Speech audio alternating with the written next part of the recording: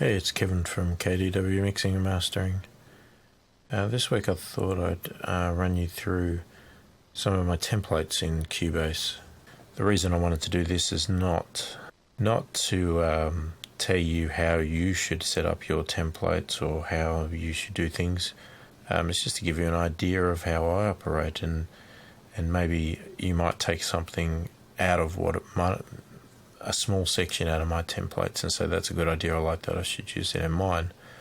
I do that all the time. Whenever I'm watching tutorials or have video interviews with any of the experts in the field and you get to see their sessions, I always take little snippets from their processes and think that that's a great idea, I should implement that in mine. So keeping that in mind, these are the templates that I'm using as of this recording. 2 weeks' time, they may be changed.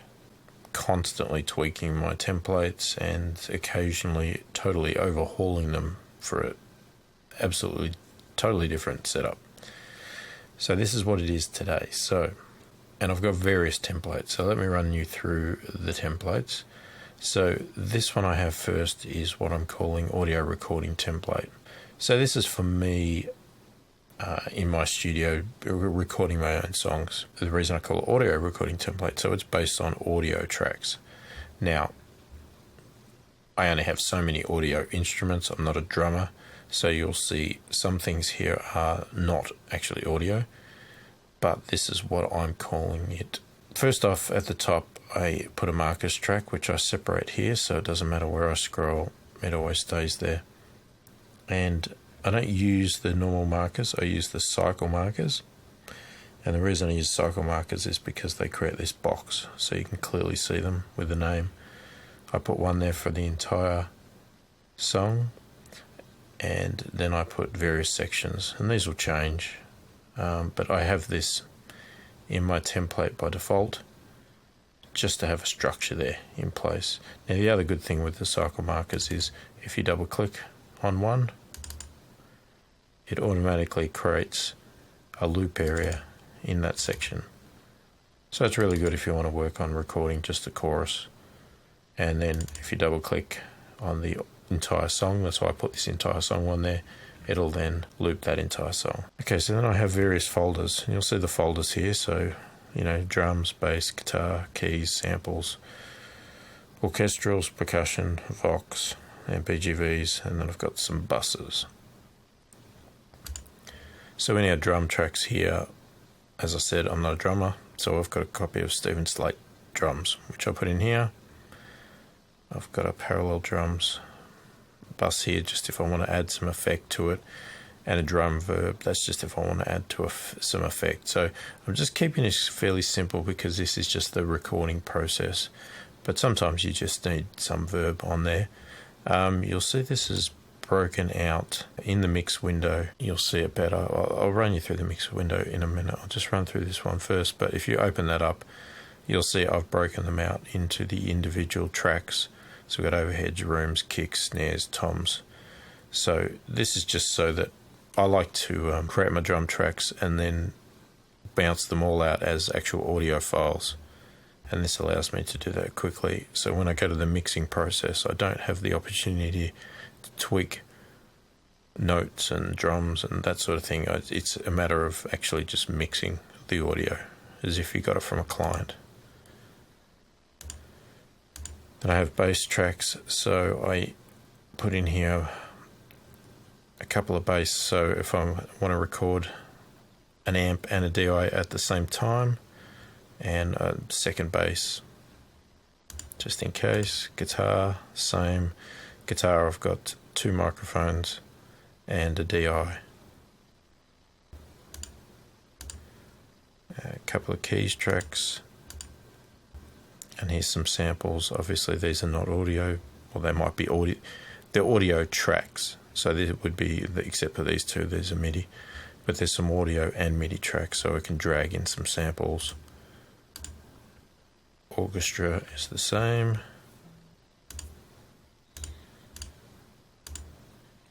And then percussion, same thing. So I'm following the same structure, but I've got all these tracks already in place. So when I start to record, they're already there, and I don't have to think. I just start recording on one of those tracks or drag samples into one of those tracks. Got a Vox, PGVs, and there's a bus. So for each of those instrument groups I have a bus, just so if I want to mute all the tracks or solo, I can do that very quickly from these buses, and then they all hit a main mix bus. Let's have a look at the mix console so that we can see what we're doing. So in my template here, I automatically have the input showing up so that I can see. That's obviously the microphone I'm talking in now, and we can see our levels coming in here. I just have a placeholder here for drum verb so that I can turn it on if I want, but they're all turned off at the moment. So you'll see here all the drums are going to the drum bus. Okay, yep, so here's the drums. Like I said, they were going to the drum bus. We scroll across. We've got our bass going to the bass bus, and here's our inputs: mic 1 DI, mic 1 DI for bass 1, bass 2, and I group these. So you'll see here, it means that as soon as I select, I can record both tracks instantly by having them grouped as a group. That's bass 1 group, bass 2 group. Then we see the guitars, same concept again, except this one we've got 2 microphones. So if I've want to do a stereo, acoustic, or I want to put 2 mics on my guitar cabinet, I can, plus still record a DI as well. And again, all 3 of those are grouped. So as soon as I press record, I'll record all 3 of those straight away, all the time. And then a second group there. Obviously, if I want to add more groups, I'll just duplicate all of these and set up a guitar 3 and 4 and whatever, etc. Keys goes to the keys bus. Exactly the same setup. So they're all pretty much identical. They just go to their individual buses, individual reverbs if needed, orchestras, midis, Voxes the same, PGVs, and there's the buses there, and that's it. There's no plugins. I keep it clean. I don't put anything on. If I need to add anything, I'll add it during the process. I try to keep the plugins off here because it makes the loading of a template really slow if you've got all plugins full on here. What I prefer to do is have a blank plate, and then as I'm working on it, I will have track presets saved, which will load all the plugins I want. But it just saves having to load all plugins on a template every time. So that's the audio recording template. Okay, so the next recording template is what I call electronic recording template. This is one I just created recently because I started to play with doing some songs that are purely electronic instruments. So I wanted to create a slightly different setup. It's very similar. Some of the differences is that I have just added an arranger track up here if I want to use one. I've added a chord track up here if I want to use that functionality. And again, the drums. So this one I haven't actually allocated Stephen Slate drums. I've just allocated track MIDI drums. This could be any virtual instrument. Could use Groove Agent, whatever. I haven't actually assigned. I've still allocated audio channels here just in case I want to bring in samples or loops. So when I say electronic, it still could be audio that are loops. So as you'll see, it's very similar, except just these MIDI tracks are all in here. Now, the chances of me having MIDI guitar is pretty slim, but it's there. So they're all there. No real differences. Again, all the same buses, everything else. So let's just have a look at the mix window just to see if there's any major differences there. Again, I've just got the inputs open, and you'll see here exactly the same structure, all going to the buses. and no plugins. Very, very simple. And on the mix bus, I just have a brick wall limiter, just in case. I don't want anything to sort of, blow up my speakers if I do something really stupid. So I just keep it very open, flexible. I don't want to be locked into certain sounds for everything. You could have allocated virtual instruments for each one. If you have your favorites, you can do that if you like. I wanted to keep it open so that every time I started a new song, I would just randomly go, okay, what do I want to be a bass? And I'd look for an instrument to do that. I wouldn't have a predefined one. Okay, so now for the mixing template. So here I've got one that I call Full Mix. So these are templates that I use when I'm getting clients' songs in, and I'm just doing the mixing. So I'm not doing any recording, anything else, just mixing. I'm importing their audio files into these templates and mixing their songs. So it looks very similar to my other ones. I have marker tracks already defined. So when I import all of their tracks, I will go through and play it, work out where all the intro, verses, etc. are, and adjust those markers to suit, and the entire length of the song to suit, so it's all nicely set up if I want to loop certain areas. I've got my folders again, so I've got drum tracks, and I just pre-allocate tracks here based on generally what you will get, and bass tracks. And I've also got some pre-allocated spots for reverbs and stereo effects. That's what SFX is, and MFX is mono effects. You'll see a lot more on some of these ones here. So with like the guitars. So with these tracks here, I have a mono track sitting here ready in case I have a mono file to drag in. I have a stereo one in case somebody has exported stereo guitar tracks. I can import them in. Obviously duplicate either one of these to add more tracks in. Then I have a room sitting here, a plate, hall, spring, stereo delay, mono delay, stereo effects, mono effects. And I put them all under folders, obviously, to hide them out.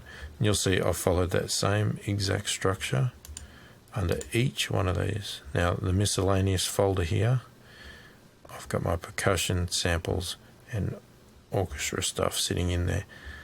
Each one of those has a separate bus, and then I have my Vox, so again a mono, stereo, and then I have all of those effects, BGVs. Then I have a folder with VCAs, so I have a VCA for each one of those sections, and I'll explain that a bit better in a minute. And then I have a folder called stems. So these are like buses, but I've just called them stems. I've picked this up from somebody else and I thought it was a good idea. I break out the kick drum, the rest of the drum kit, bass, guitar, keys, mix, Vox, BGV. This is very handy if you decided you wanted to do some analog summing and bought an analog summing unit. You could take each one of those stems, pass it out to if you had an 8-channel summing box, and then go through that summing box and bring it back in as a stereo output. Okay, and then you've got your sums, and these are the final outputs. And what I've got is a full mix bus, an instrumental mix bus, performance mix bus, and an a cappella mix bus. This allows me to export multiple variations of a mix to provide to a customer just very quickly. So we'll go to the mix console where I'll show all that in more detail. So you'll notice here, so you'll see the VCA set up. So when I showed you the VCAs in the folder before, each one of these tracks is assigned to a VCA. This allows me to sort of structure my gain staging as I go. So I start to mix my drums. I find my drums are hitting the drum stem a bit too hot. I can just use the drum VCA to turn all these faders down to reduce how hard I'm hitting that drum stem. So you'll see here that's the outputs of the drums of the drum stem. It's just the kick that's going to a separate one. It's just that sometimes it's handy to have the kick separate. So if you do put a compressor on your drum kit, your kick might not be affecting it, or you could compress your kick separately to your drum kit, the rest of it. I also have a parallel drum here, just so if I want to do some parallel compression for the drums, and I set up a separate one for the kick, so they're going to the kick. Each one of these is going to their own reverb, so the drum kit is going to a drum kit reverb. So I've just put a placeholder in here for room, but if I want to send it to the plate, I'll send it to the plate or the hall. And the kick drum has its own here as well. And the reason for that is to contain, I want to contain each instrument into its stem with all of its effects. So if I was to export that drum kit stem, I need its reverb and everything coming out of that stem. The other way of doing it is to send your reverb straight to the main output, but the problem with that is if you're trying to export stems or do different variances of mixes, your reverbs are all containing various instruments and it's all messed up. So you can't solo the drums with the reverb if you've sent your vocals to that same reverb, because you'll hear vocals appearing in that reverb when you're trying to bounce out just the drum kit. So the only way to get around that is that each instrument has to have its own individual reverb, delay, etc. And that's how I've set it up with this way. So the kick has its own room, its own effects, if it needs it. So as you'll see, these are just placeholders. They don't always get used. You know, on a kick, I may not put any of this on, but they're here if I want them. And again, I don't load any plugins. I rely on the load track preset function here, where I'll save presets of what plugins I like to use for the kick room, etc. It just speeds up the loading process for building your song initially, because if I had my plugins, as I said, on all of these tracks, it would take ages to open the very first time. So I only load the plugins when I'm actually working with a song, because a lot of these tracks I won't use in a song. They're just there in case I do. And then you got your basses. So I've got a parallel bass there. Again, I set up a couple of effects, rooms, things like that it can go to. They're all being controlled by a bass VCA. They're going to a bass stem. And that follows on. I do the same thing for the guitars, guitar VCA, guitar stem. Keys, same thing. Percussion is being controlled by a percussion VCA, but the percussion bus here is being controlled by a miscellaneous VCA. So I can control that miscellaneous folder, which had all of those, which goes to a miscellaneous stem. So I decided to consolidate these ones into a stem called miscellaneous stem. So the individual instruments for percussion go to a percussion bus, so I can process them with compressors, etc. individually, but then I send those with the samples and the orchestra to a miscellaneous stem. And we have miscellaneous effects. So they'll all be combined into a thing there. Obviously, if you're someone that works a lot on orchestral stuff and you want them set out as a separate stem, you wouldn't do this. You would do it. They would be separate. This is just the way I've done it, because these three items are not generally my key items in a mix. I will have some tracks, but it's not usually the driving force behind the whole thing. Then we come along to the Vox, and again, we've got individual reverbs, etc. for the Vox. They're all going to the Vox stem. They're all being controlled by a Vox VCA. And exactly the same BGBs, they go to their own as well. And here's the individual VCAs, so I can control them, pull down what I want. And again, like I said, it's sort of for gain staging. So when I come across to these stems here, and I'm mixing the instruments back there, they might be hitting this a bit hard. So I can use a VCA to pull down there, get my gain staging into this section right here, put some effects on. Then I'll be hitting the effects on this bus at the right level that I want. And then you'll see here, all of these stems are then being controlled by a VCA called Mix VCA. So what that then allows me to do, once I've got all the instruments hitting the stems at the right gain staging, then I can check how all of the stems combined are hitting this full mix bus. And if it's hitting this too hard and this plug-in here, so for instance this one's the Ampex tape, if it's getting too hard, then I can use the mix VCA to pull down the level of all those stems together to gain stage going into this here. And then all my levels, so gain staging is being done through every level all the way up to the end. And everything's hitting the plugins at the levels that I choose to. So you'll see here all of these are going to the full mix bus. And the full mix bus, I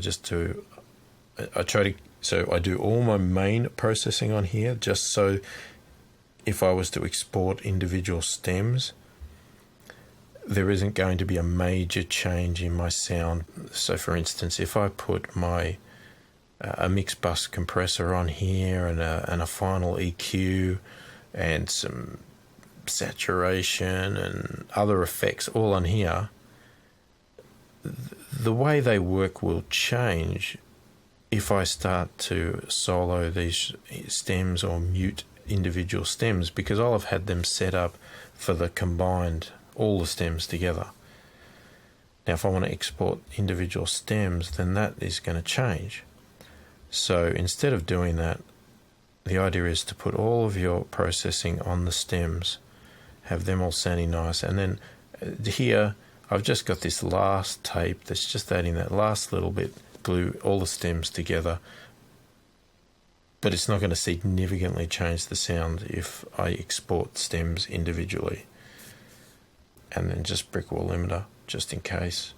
I don't usually in the mixing stage don't have it hitting that. I shouldn't be hitting that. I should have my levels down, but it's just there just in case. And you'll see here, obviously I explained this before, I've got a full mix bus, so that's everything. So what you'll see they're all going to full mix bus. Now what I do, I'll open this direct one here, and there's a setting here where you have summing mode. So if you turn that summing mode on, you can have these stems going to multiple outputs. So this is how I can export different variations of a mix instantly. So I have everything, all the stems go to the full mix bus, obviously, because that's your full mix. Then I have, for an instrumental, I have all the instruments. So you'll see you've got the kick, the drum, guitar, stem, but the Vox and the BGVs don't go to the instrumental, obviously. So that will just be instruments. Then I got the performance one. Now the performance idea is, so somebody that wants to go to a gig, let's say they're a hip hop artist, and they just want to give their music to the DJ, and they stand up live, do the main rap or singing, whatever they're doing. So with the performance one, I have all the instruments going to it, plus the BGVs, but not the main Vox. So this gives them all the instruments, BGVs, give it to a DJ, it's playing live, and they're just there as a solo singer, singing, rapping, whatever. And then I have the a cappella mix. Again, I'm not sure what you'd use this for. Maybe there's a need, but that is only applied to the Vox and the BGVs. So there's no instruments. So you could use these outputs if you wanted to remix, you wanted to do, so if you loved your vocals but you weren't happy with your instruments that you've done, you could redo those with that a cappella. Okay, so for my next mixing template, this is the one I'm calling a beat mix template. So I'll quite often get clients that will provide me with a beat. So I don't need to mix any music. All the instruments and music's already mixed into one stereo file that they give me. They then give me all of their vocal tracks. So this is usually a hip hop rap artist that'll do this. So they'll give me all their Vox tracks. So it's pretty much the same as the full mix, except I've obviously reduced what I have. And instead of a drum folder, I've got a beat track, and I just put a beat and some effects. If I want to put some effects on that beat, then I've got my Vox, same as in the full mix one, BGV, and then VCAs are the same. Obviously, it's all exactly the same, just reduced. And again, I can still provide these other mixes, as I'll show you the console. So they're all bussed to the stems, and then again, same here. If I open up direct, you'll see here everything goes to the full mix. The beat is the instrument anyway, so I just in case if I do place some effects on that beat, change it slightly, I still can print an instrument track for them and give them a new version of the beat. Performance has the beat and the BGVs, and then Acapella has just the BGVs and the main Vox. And it's all the same processing. All the processing goes on these stems, and just the last little bit of tape. Okay, so my next template is this is a mastering template. So if you're somebody that wants to do some of your own mastering and do it within the Cubase DAW that you're using, here's a little template I set. So this one here is just a single song mastering. So, quite often you might just have mixed one song, or you've got a client that just wants you to master one song and you don't have special mastering tools, etc., and you just want to use your DAW. This is how I've set it up here. So obviously based on what I showed you before in my mixes, I'll have those various mixes. So I have laid out markers for that here, because you will want to master each one of those as well. I only put one set of plugins on. I don't change the plugins or anything for each of these mixes. I know they probably don't get hit the same, but I'm not too concerned about it. The main thing is the full version, and that's what you're mastering at. These ones here just get put through that same process at the same level. It's not perfect, but it's fine. So the way I set up the template here is I have the source song. So here's where I would drag the audio files onto here. And just for neatness, I'm keeping everything sort of separate. So this will be a clean track. So if I wanted to listen to this without processing, I could listen to this, bypass, route it to another channel and bypass it, not have any plugins. Okay, so here we are in the mix window. So here we have our source song where we have placed our audio file. We do no processing on this track. Okay, we just route it to the process song group here. And on here is where we put all our effects. We also can add some sends to a parallel effects channel here, where we could add some reverb or parallel compression or whatever you want to do in parallel. You can obviously duplicate that parallel effects and have as many parallels as you need. Both the process song and your parallel effects get routed to a song print track. And this song print track has, say, a tape emulator, and then your final limiter with dither, etc. on it. Then that gets routed to your final master bus. And this final master bus does nothing other than has lots of metering, that sort of thing. Don't put any effects on here. It's just for metering and for doing things while you're working that don't affect the song. And the reason I have it set up like this, you will see in the next template. So the next template is mastering again, but this time it's an album. So in this stage I have 10 songs pre-placed here with all the tracks in it.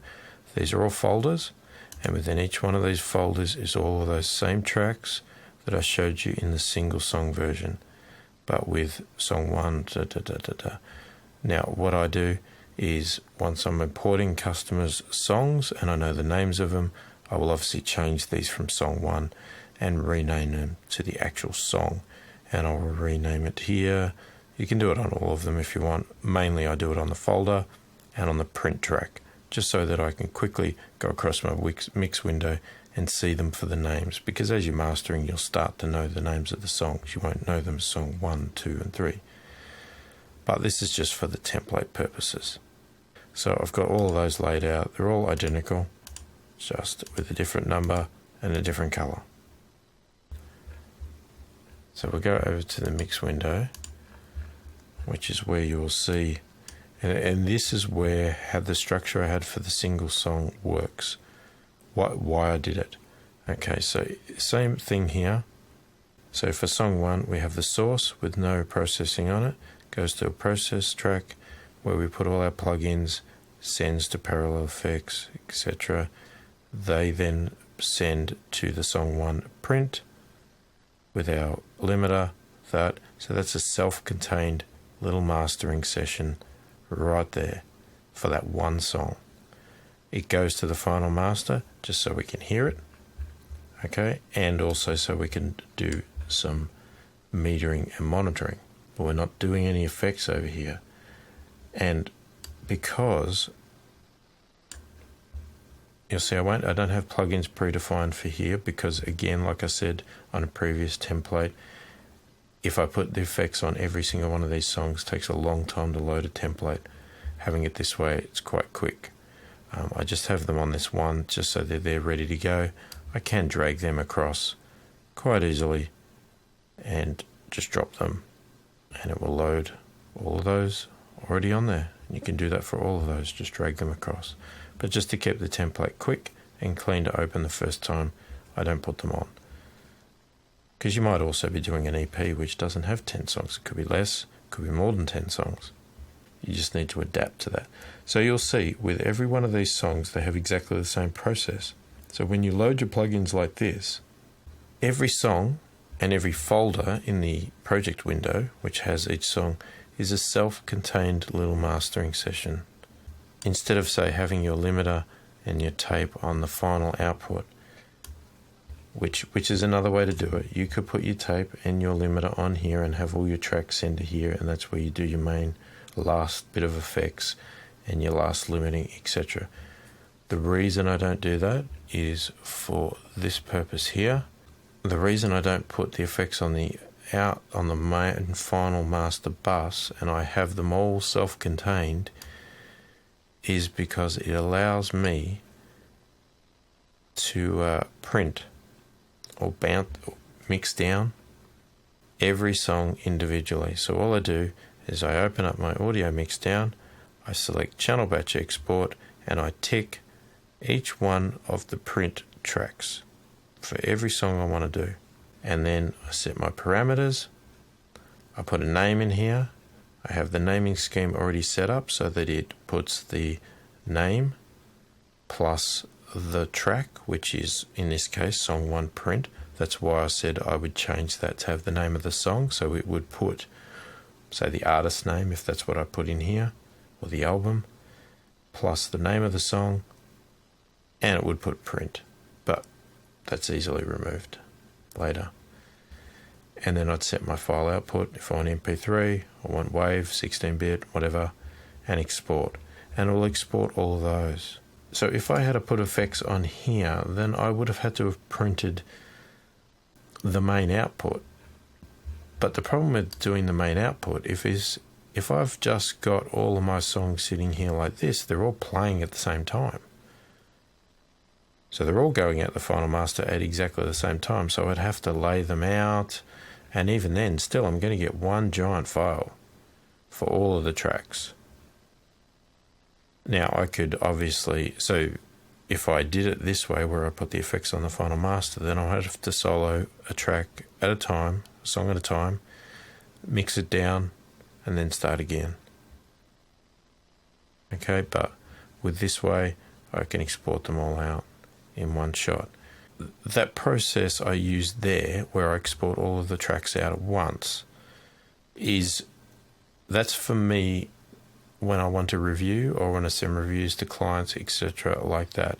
The reason it's only for review is because every song is a different length. You have to set your loop area to the longest song, and because the export process, the batch export process, does everything to the same length that you loop. So you'd have to set it to your longest song, but it means that your shorter songs will have lots of big gaps at the end. Okay, so it's not, you can't really use that process for your final outputs. But what you could do, if you were going to take these tracks into another product, something that has like CD burning or DDP burning, that sort of thing, you could do it this way, export all those out, and then when you put them into that other program, set your layout, you could then trim off all that silence, lay them out as a CD, and then burn your CDs. But if you actually want these as your final outputs, you will have to do each one at a time, just so that you can set the length to the actual length of the song. But just for the process of doing this and reviewing, taking them out to your car, whatever you're doing, this is a quick way to bounce out all of the songs. But you just have to make sure your loop is at the longest part of the song, so it doesn't get chopped off. And that's all my templates at this stage, and that's the way they're set up at this stage. They may change, as I said. I might find I don't like certain ways I'm doing things. None of them are perfect. I've changed my templates lots of times over the years and adapted to certain things depending on what clients want, what I want, what's easy for me, what I'm doing, that sort of thing. And I'm continuously looking for new ways. And as software comes out with new features, it allows you to do new things as well. You know, Cubase only just sort of came out with that direct routing functionality, so that allowed me to do those various steps in the mix phase that I couldn't do before, or couldn't find various ways to do it. So there's lots of improvements that make your templates change, and I'm always looking for new ideas with templates. So if anybody has any great ideas or anything they see in my system that they think could be done better to achieve what I'm trying to do, then please, put a comment in the video, let me know. I love to hear ideas from people. I'm always looking for better ways to improve my workflow, speed it up, make things work smoother. And if any of my ideas can help you improve yours, then fantastic. I'm glad it helps. Otherwise, thank you for watching, and I'll see you next time.